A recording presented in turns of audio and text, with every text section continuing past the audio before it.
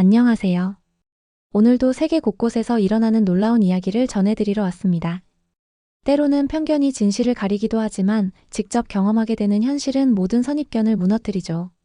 오늘은 미국 국방부에서 30년간 근무한 전략 분석가 랜디가 한국을 방문하면서 겪게 된 충격적인 변화의 이야기를 소개해드리려고 합니다. 한국에 대한 강한 편견을 가지고 있던 한 미국인이 어떻게 완전히 다른 시각을 갖게 되었는지 그 놀라운 여정을 함께 따라가 보실까요? 안녕하세요.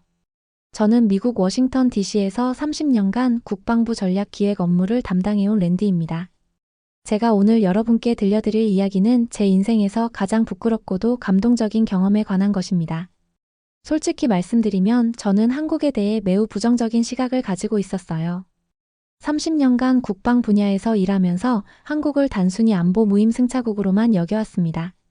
미국의 보호 아래서 경제 발전만 누리고 정작 안보 비용은 제대로 부담하지 않는 나라라고 생각했거든요. 그런 제 확신은 몇 달 전 워싱턴에서 열린 군사안보 포럼에서 절정에 달했습니다. 저는 단상에 올라 단호하게 말했죠. 한국은 지금보다 2배 이상의 국방비를 써야 합니다. 국내 총생산의 5%는 감당해야 할 책임입니다. 회장 안 참석자들이 고개를 끄덕이며 박수를 보냈어요. 저는 그것이 옳은 말이라고 확신했습니다. 동료들과의 대화에서도 한국에 대한 저희의 인식은 거의 고정되어 있었어요. 한국? K-팝이나 만들고 스마트폰이나 파는 나라 아닌가? 군사적으로는 여전히 미국 의존적이지. 이런 식이었죠. 저 역시 그런 틀에서 벗어나지 못했습니다. 오히려 그 틀을 더욱 강화하는 역할을 해왔다고 봐야겠네요. 각종 포럼과 세미나에서 저는 항상 강조했어요.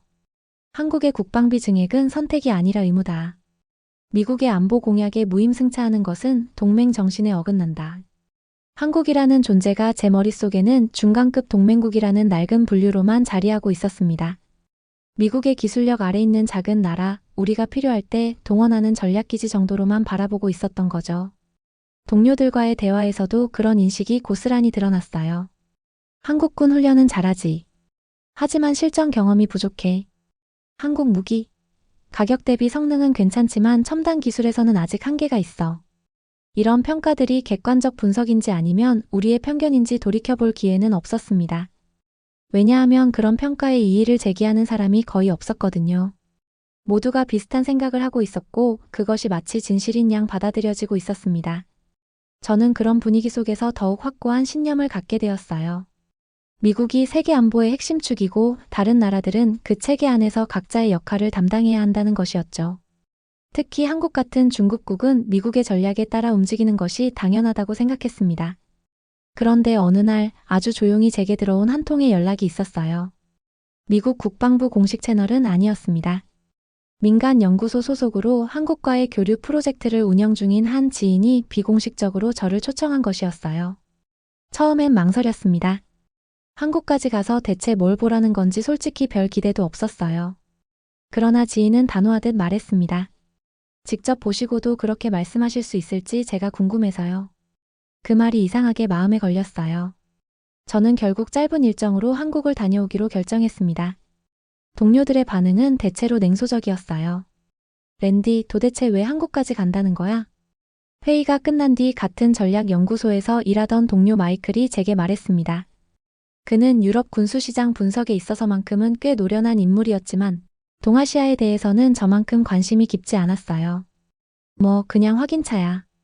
저는 짧게 대답했습니다. 굳이 길게 설명하고 싶지도 않았거든요. 사실 제가 한국행을 결심했을 때 주변의 반응은 대체로 그랬습니다. 의아함 혹은 냉소였죠. 국방부 내 전략 분석팀 동료들과의 점심자리에서도 비슷한 반응이었어요. 한국 K방산? 거긴 아직도 미국 기술 의존도 높아. 현지 조립이나 하겠지. 한 선임 분석관이 포크를 놓으며 말했습니다.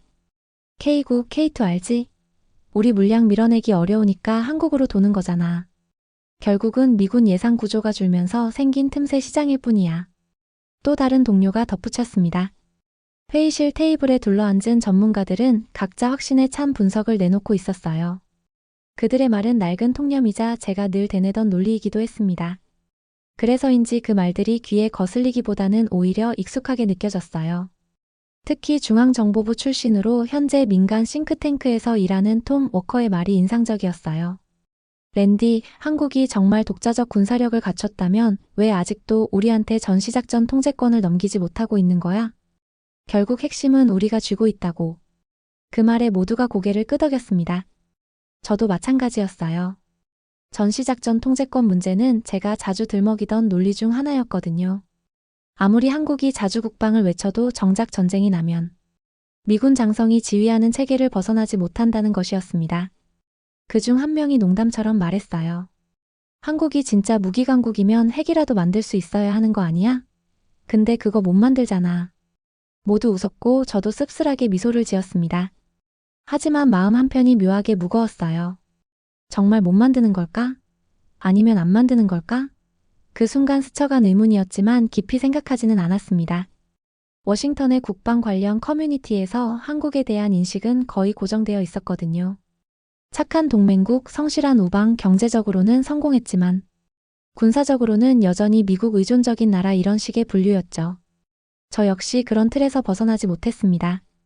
오히려 그 틀을 더욱 강화하는 역할을 해왔다고 봐야겠어요.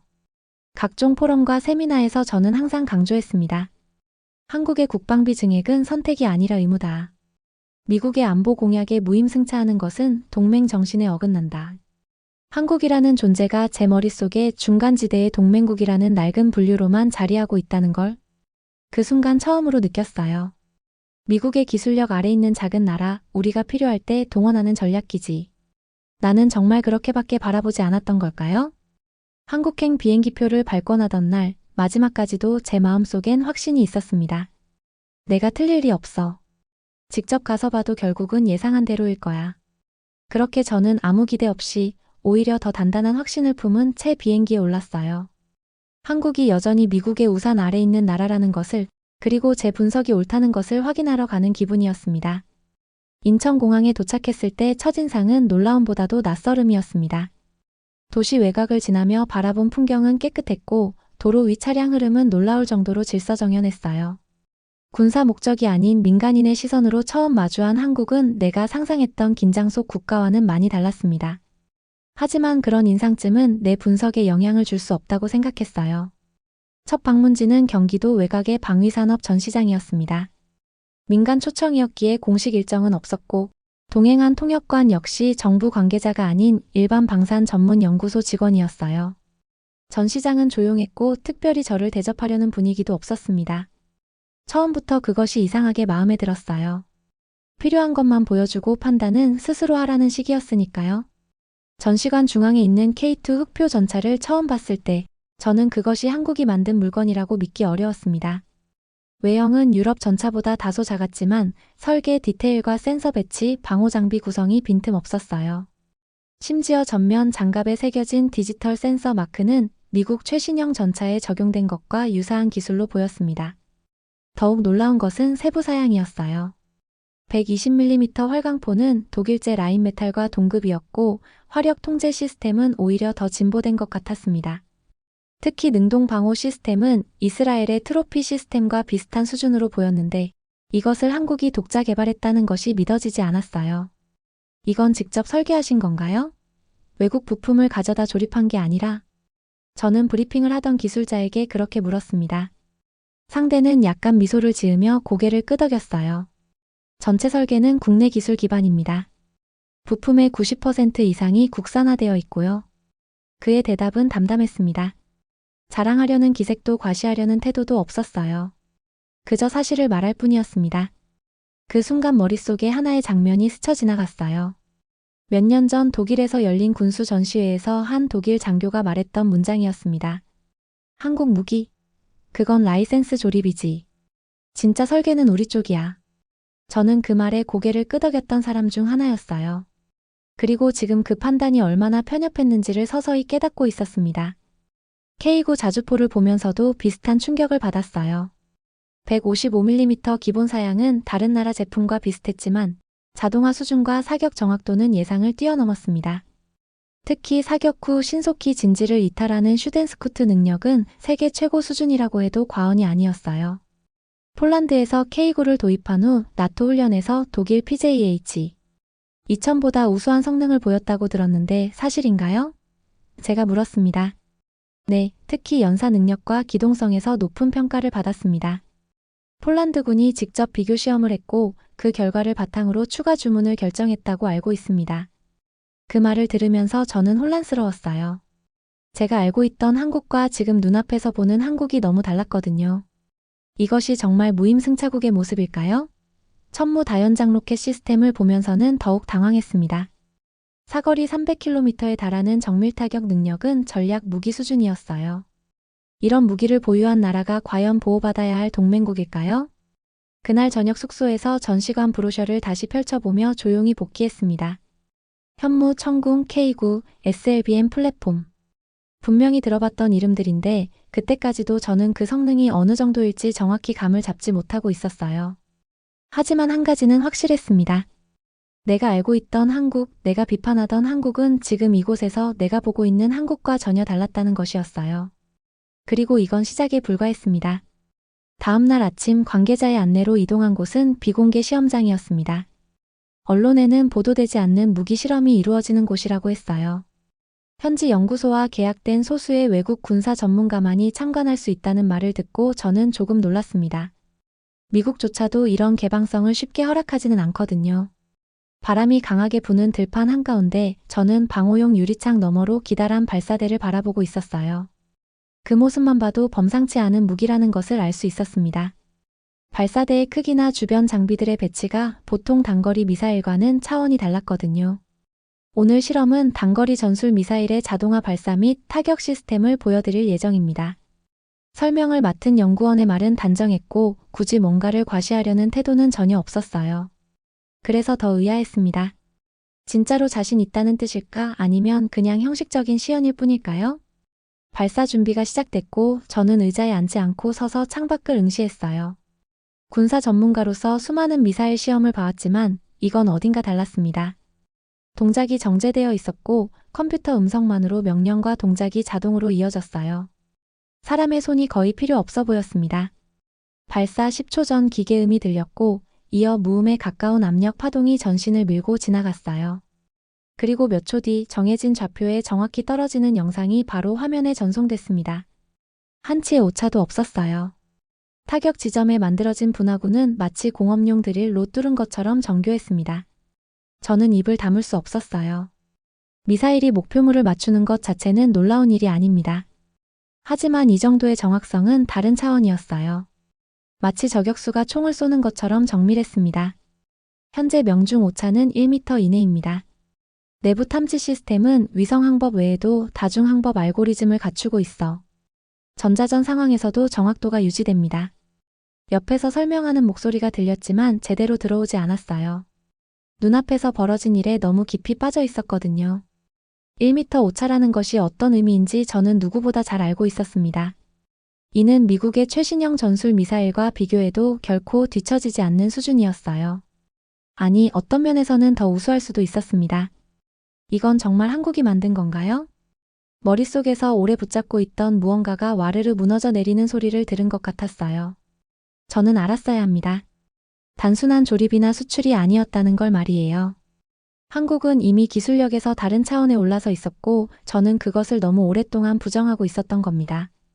잠시 후 다른 시연이 이어졌지만 저는 더 이상 기록을 남기지 않았어요. 오히려 손에 쥐고 있던 수첩을 조용히 덮었습니다. 그 안에 적힌 내 주장은 이제 무의미해졌다는 것을 스스로 알고 있었거든요. 그날 저녁 숙소로 돌아온 뒤 저는 처음으로 깊은 침묵 속에 앉아 있었어요. 방 안은 조용했고 마음속은 어지러웠습니다.